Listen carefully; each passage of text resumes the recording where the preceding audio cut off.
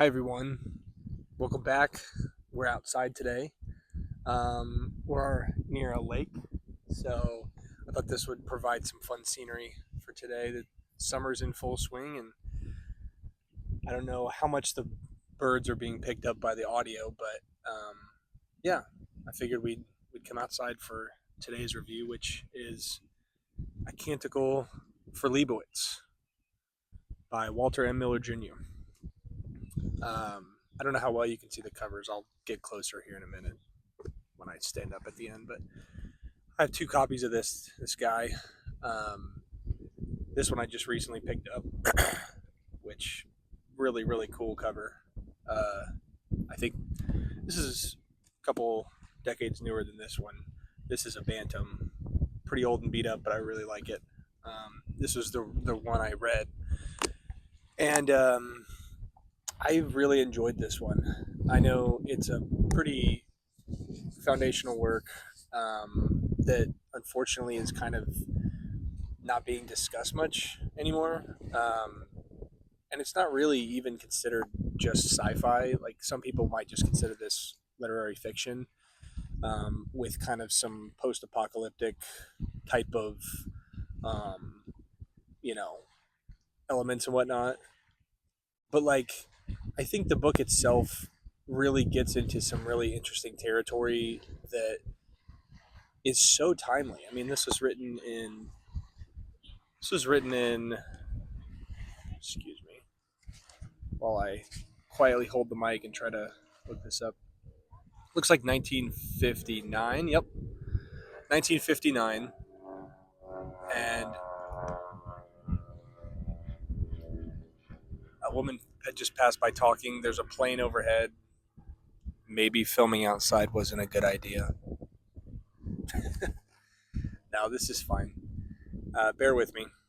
This is published in 1959, and from what I know about Miller, which is I don't know a ton, but he served in World War II and was a part of a uh, maybe not. I don't know exactly what his role was or how this came about because I need to look more into my history of this. But he was a part of a firebombing in a monastery in Italy, I believe, and that's very telling in the content of this book because a lot of it is clearly centered around exploring Catholicism, exploring religion and science, exploring what it means to have um, to preserve religion, preserve knowledge, that kind of thing. And so, like, I've always been a fan of books that, or of authors who write books that are in some way related to their personal experience, especially things from that time period. I haven't read excuse me, I haven't read Slaughterhouse-Five yet by Kurt Vonnegut Jr., but that's one that is very high on my list because not only have I read him and enjoyed him, but I think in the same way that this is interesting historically for Miller, that book, knowing what Kurt Vonnegut experienced in his time during the war, it just makes it so much more. Um, it just resonates more when you know the author went through something and that inspired a work like that. So anyway, that's kind of the history of the novel. The book itself is it's set in three parts, three different eras as well, separated by several hundred years, and I believe it was published originally as three novellas, short stories, and it's a fix up. Um, but it reads well as a novel because he was able to thread a through line sort of between the three stories that feels natural. It doesn't. It feels like you could find it forced if you wanted to, but I didn't find it forced. I found it very natural, and I liked the split because it felt like you could explore three different problems, but all with this backdrop of post-apocalyptic nuclear fallout. And I don't know exactly which part I found most interesting. I thought the very first part really grabbed my attention. The illumination of the what is it called now? It's escaping. The name's escaping me, but Pope, or not Pope Francis, Francis, um, Monk Francis is like, he makes it his life work to illuminate this manuscript. That's what I was thinking of. And if I remember right, the manuscript is straight up, I think it says on the back here, it's straight up just like a grocery list, which is just hilarious to me. Knowing the context of what is happening, I kind of jumped right into this. Knowing the context of what's happening at that time in the book, the juxtaposition between a laundry list, not a laundry list, a grocery list, and a like what they think is like important to preserve is so funny to me, because these monks at this monastery are not, they don't understand um, like the context of all of this stuff that they're preserving, these historical documents, which they find, they clearly are just like preservation of knowledge for knowledge's sake. They're not doing anything with the knowledge that they're keeping. And so this grocery list that says pound pastrami, canned kraut, 6 bagels, bring home, like that's called a blessed mystery. And so there's this like, there's just this really unique juxtaposition of like I said, what we know in the modern times is like that paper means nothing, but to them it means so much, and to him it means so much. It ends up meaning everything, because he wants to take this illuminated manuscript, or maybe he's commissioned to take this illuminated manuscript to like what is the like Vatican essentially of their time, and he ends up dying on the way. Sorry, spoiler alerts. Sorry, I should have mentioned that before I said that. At the end of that part, he dies, and I liked that part a lot, because I felt like the way he dies, like kind of on the road by some like bandits who like take his stuff, and they're like, he just pleads, he's like, just let me keep the manuscript, take everything I have. Ends up dying. We find that out later on. And I thought that part was really unique in the exploration of, what is, like, this text, for instance, this book, what is it worth? What is it worth being written down and preserved and kept on my bookshelf? To me, it's worth a lot. I really love this book, and I'm going to pass it down to my son. I'm going to give it to I read this with a friend. Like, the preservation of this story, what does that mean? In 100 and 1,000 years from now, it might be just pages rotting away. I find that really interesting, and that discussion, fun to explore. The second part, if I remember correctly, centers around. There's a monk who he has like, it's kind of inferred that it's like bowel cancer, and he is. I hope you can hear that.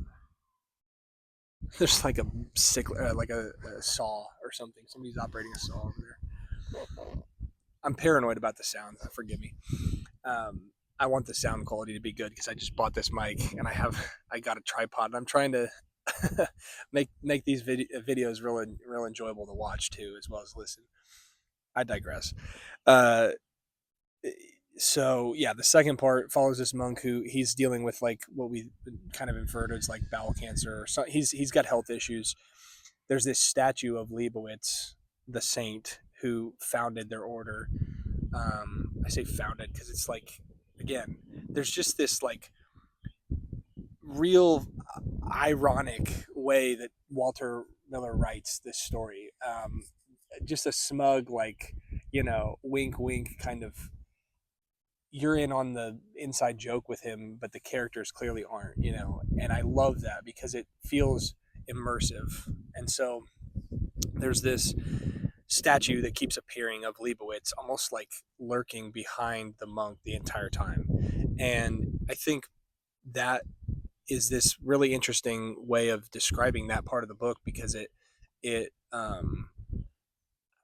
I don't know, like it feels like history is watching what he's doing. His convictions are staring at him constantly with this statue of Leibowitz, looking at what he's doing. And he's kind of, we fast forward hundreds of years from Francis in the previous part. He is in the monastery with some monks there's a monk who's essentially creating like a what is the machine of all of the contraptions, that like a Jerry machine or something.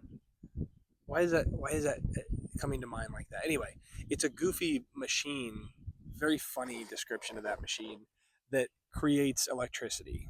Imagine, a long time ago when electricity was created, that it had to take somebody riding a bike and wires and all these different, like something dropping onto something else which spins and everything, and then it's just a single light bulb gets lit. That was so funny to me, and so like telling of, oh no, please don't rain. I don't want my books to get wet either.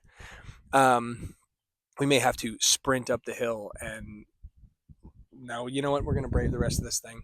I'm going to get through the third part quickly, because it is raining. The contraption of electricity I thought was really cool. I thought that I'm going to put my books in my lap to protect them. I thought that was funny, and it was an interesting way to, again, juxtapose this monk who comes into the monastery from like the Vatican or from a different monastery, who he's been theorizing and been creating mathematical, solutions to these problems of creating electricity. And he comes to this monastery and realizes that all these monks have these texts that they don't use. And the monk who, I think his name is, it's not that, Thantadius. I'd look it up, but I don't want to get the pages all wet. He's the one who's like creating electricity. He kind of is like, they just have this like kind of, they have this conflict where I think he's offended because he's like, I created electricity. I didn't need to sit around and think about it. I actually did it. And I think this section is very, it pokes a finger at like science and religion, where these texts that are just sitting around, oh gosh, it really is like raining. These texts that are just like sitting around, what are they doing for these people? Again, kind of going back to what I said about like these books, like what are they doing if they're not being read? They're doing absolutely nothing, And so I think that that whole idea of what good is a text, what good is knowledge if it's not being applied or used, is so it's throughout this whole book, especially present in the first two parts. The third part is it's like real nuclear war humanitarian kind of focus, where you got this, it's the one I remember the least, unfortunately, but I remember there was a bit about oh, it really is raining now. I'm gonna have to take this inside. There's a bit about a cat. There's a story about a cat, and he's talking about having to like put down his cat. There's a monk that's talking to a woman who, I'm just like free, it's just a stream of consciousness because I'm getting rained on. The monk is telling a sick woman who's dying of radiation poisoning about having to put down his cat. And that story, that moment in part 3 was the most like emotionally moving moment for me, at least in the book. I don't remember, there's bits and pieces that are kind of coming back to me as I'm thinking about it. The monastery is like approached by the humanitarian aid for nuclear fallout, and who have all these sick people who are dying, and the monastery like is struggling with protecting these people because of the religious portion of their like what they do. And there's this conflict between one of the monks and one of the the leader of the humanitarian thing, the humanitarian group, and that kind of is the whole setting for that third part. But the the story about putting down the cat was, am I right? He has to put down his cat, and there's anyway that portion of it I remember reading actually outside on the deck, um, and I just remember being very moved. I went inside and was talking with um, my dad, and I was telling him about it because it felt so with with the world that we live in today. And I'm not going to speak to political goings on. I said that in the last video. Goings on, is that really the right way to say that? I should know that. um, I should know how to say that phrase if I'm going to use it. I'm not going to speak on the politics of all this stuff, but the world that we live in right now, there's very, we live with that threat of nuclear war kind of at all times. And I think because it's been, whatever, 80 years since people were like, it was like a truly scary time with that in mind. I think we've kind of we're a little numb to it, being like, yeah, there's nukes out there. And I think that this book is a very stark reminder of like, especially that third part of like, no, like we are, steps away from really awful things happening. And I think everybody should read this book. It's not a difficult read. It's also not really a fun read. There are parts that are very funny, but it's a reminder. It's the preservation of knowledge, in the sense that the knowledge being preserved here is and passed on is, we really need to treat nuclear war with it's a very serious threat. And it's I think, like I said, given what Walter Miller experienced at war, it's like um, it's a powerful thing to read this book and to explore what he had to say about nuclear war and about war and about religion, Catholicism. A lot of it, I think, is kind of, you know that's the religion that's specifically discussed. But yeah, I think I don't know. I would recommend this book to pretty much everybody. I think it's a really powerful book.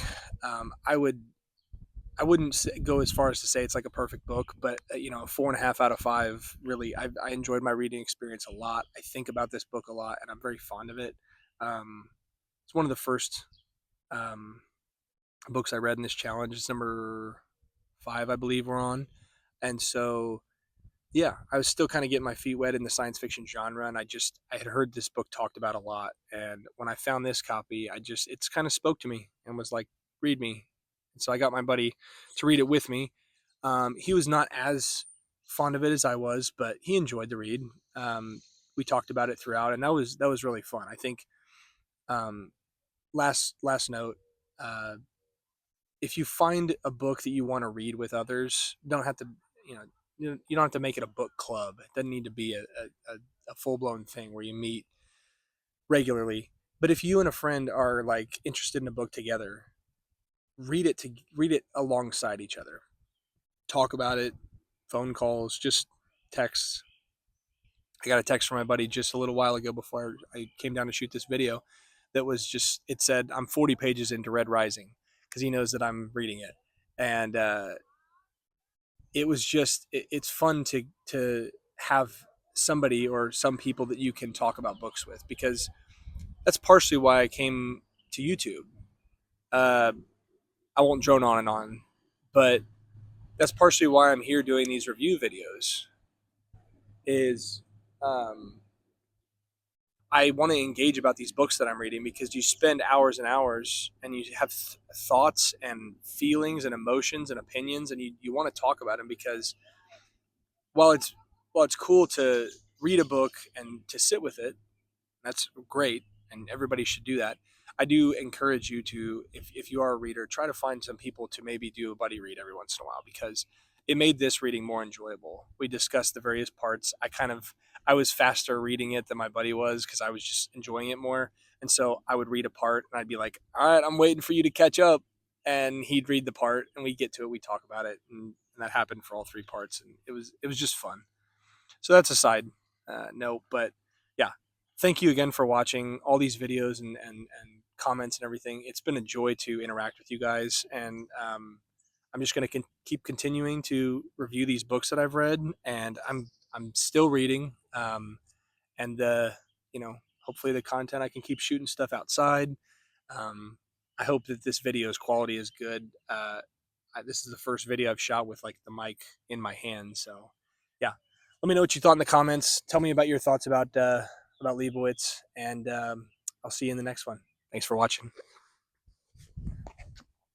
Oh, here's the covers. Can you see these? I hope. 1